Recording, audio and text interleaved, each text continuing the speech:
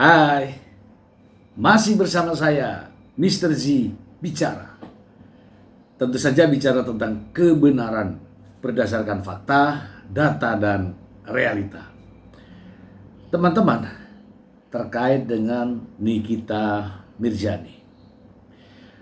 Public figure yang satu ini tahun 2025 menjadi sangat populer terkait dengan kasus tindak pidana pemerasan dan pencucian uang.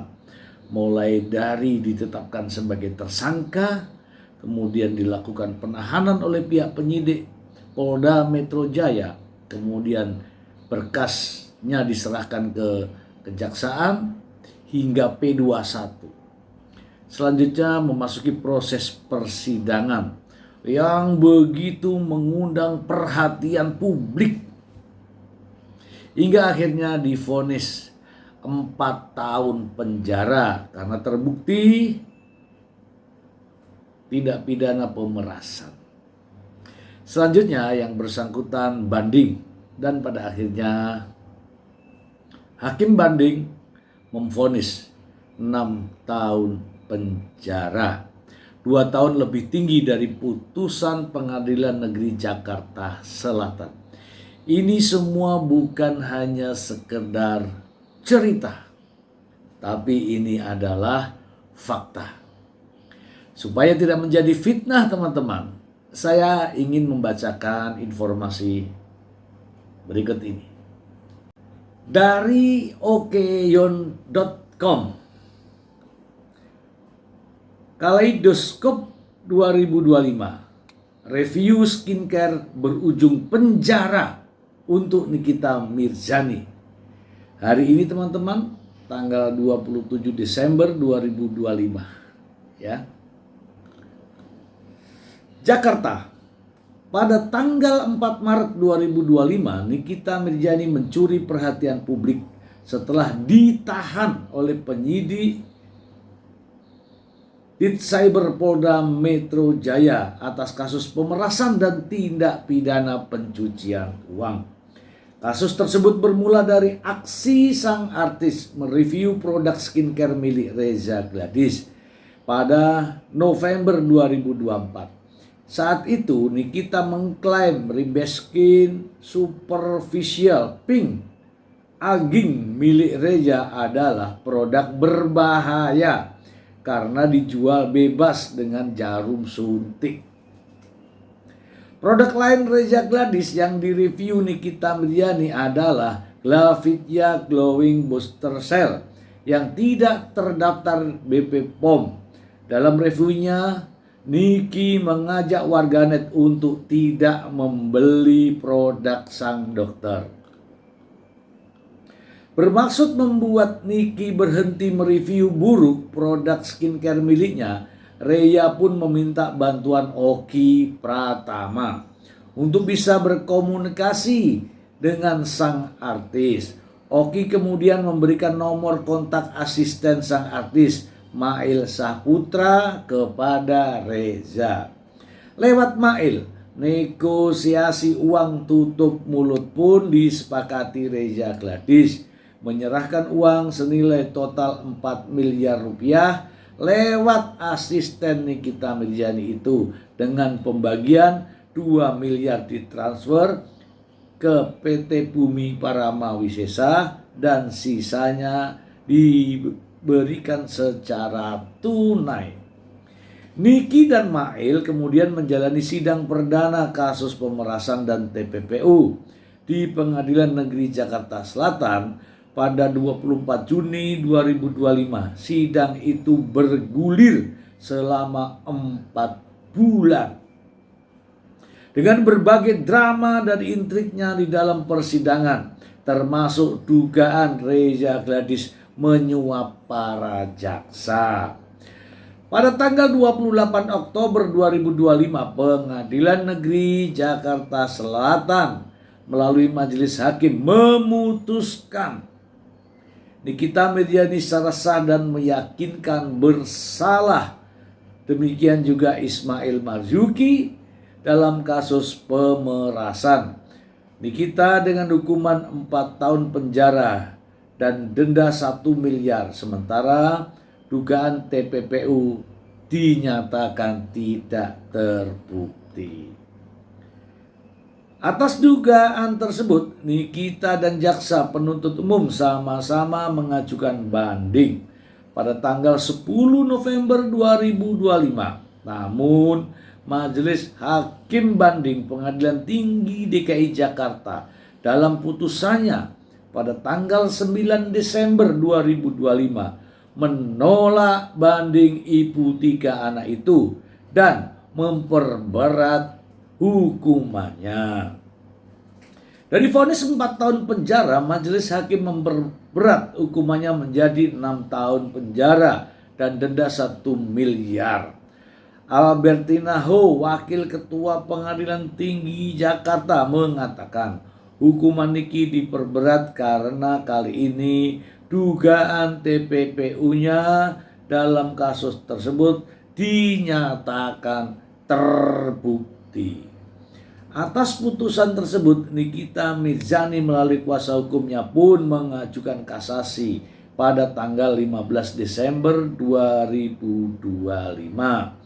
Tim kuasa hukum sang artis menyatakan isi kasasi yang mereka ajukan berfokus pada penerapan hukum yang diambil hakim untuk Nikita.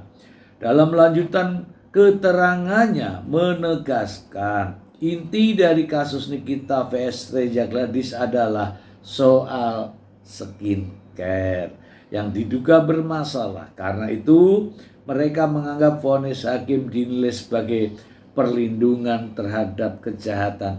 Ini kata pengacaranya. Oke. Kita bahas teman-teman, kita bahas berikut. Nah teman-teman, jadi apa yang saya sampaikan tadi adalah berdasarkan fakta, data, dan realita. Ingat ya teman-teman ya, mulai dari awal adanya kasus Nikita Mirzani ini, saya telah mengulas ya terkait dengan penerapan pasal ini. Ketika di awal Nikita Mirzani ditetapkan sebagai tersangka, kemudian pasal yang digunakan adalah pasal 368, saya sudah menyampaikan bahwa sebaiknya penasihat hukum melakukan pra-peradilan karena terkait dengan kesalahan penerapan pasal. Namun ya tim Nikita Mirzani tidak melakukan itu. Kemudian terjadilah proses penyidikan, di mana proses penyidikan tersebut menetapkan Nikita Mirzani dan juga Ismail Marzuki sebagai tersangka dan dilakukan penahanan. Dan ingat, penahanan ini sampai maksimal. Dan pada akhirnya berkas perkara dinyatakan P21 atau berkas perkara dinyatakan lengkap oleh pihak jaksa penuntut umum. Teman-teman sekalian, setelah dinyatakan berkas perkara lengkap, maka jaksa penuntut umum membuat surat dakwaan. Dalam dakwaannya rame nih di media ini. Dakwaan jaksa adalah pasal 369 KUHP dengan junto Undang-Undang ITE dan TPPU. Namun di berbagai kalangan para praktisi hukum menyatakan bahwa ini adalah pencemaran, tidak tepat menggunakan pasal 369 dan seterusnya. Saya tetap berpendapat bahwa ini adalah pemerasan dengan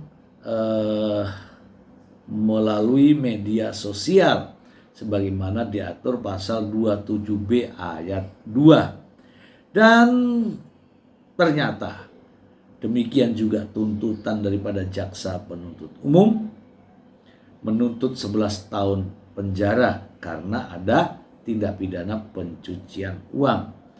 Namun pada putusan hakim teman-teman, setelah melalui persidangan dengan berbagai drama dan intrik, yang menye-menye, yang nunjuk-nunjuk, yang banyak sekali, yang sakit gigi, yang banyak sekali, yang lapor ke KPK, banyak sekali ya. Drama-drama itu muncul pada saat proses persidangan. Jaksa dituduh suap, hakim dituduh suap. Pada akhirnya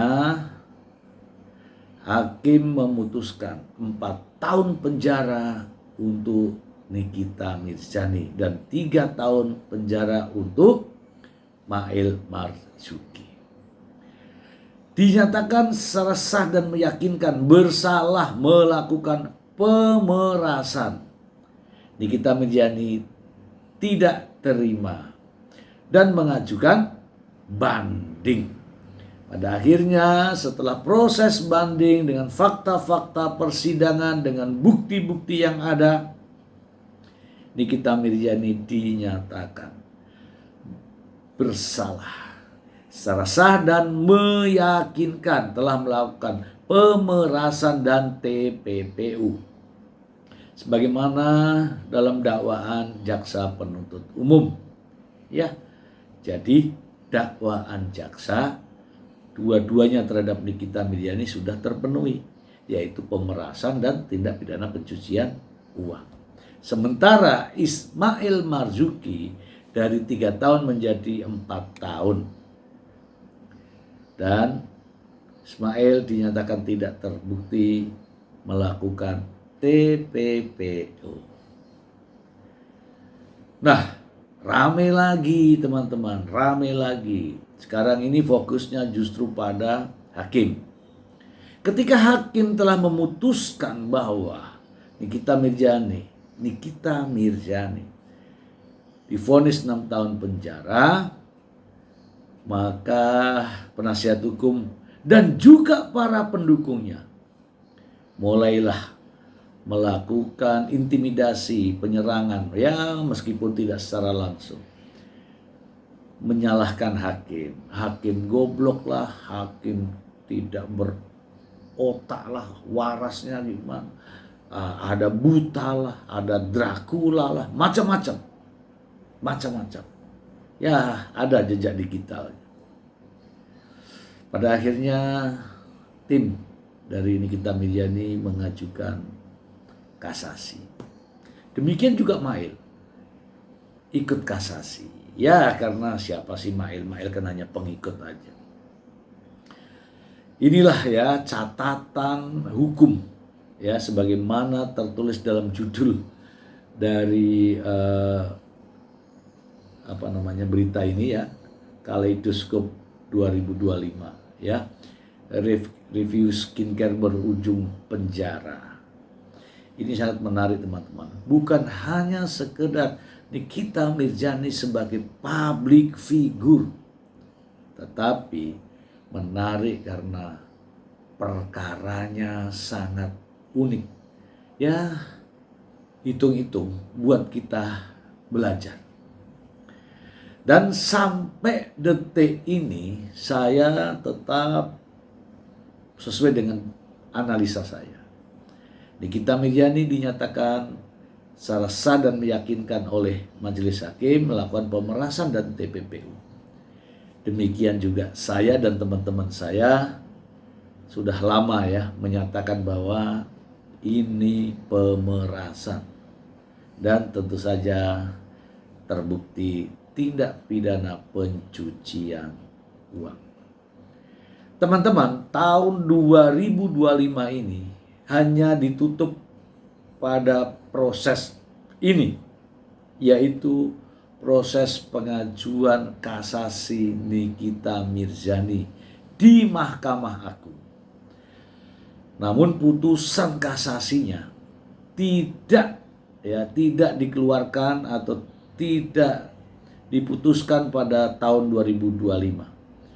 Namun saya yakin pada tahun 2026, ya kan, putusan Nikita Mirzani terkait dengan kasasi akan segera dibacakan oleh Majelis Hakim Kasasi.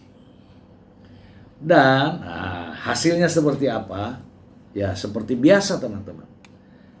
Matematika bisa bertambah, bisa sama dengan, ya kemungkinan juga ada untuk berkurang. Kira-kira ini teman-teman, Anda memilih yang mana di antara tiga tadi ini? Bertambah, sama dengan, atau berkurang? Silakan teman-teman tapping di kolom komentar.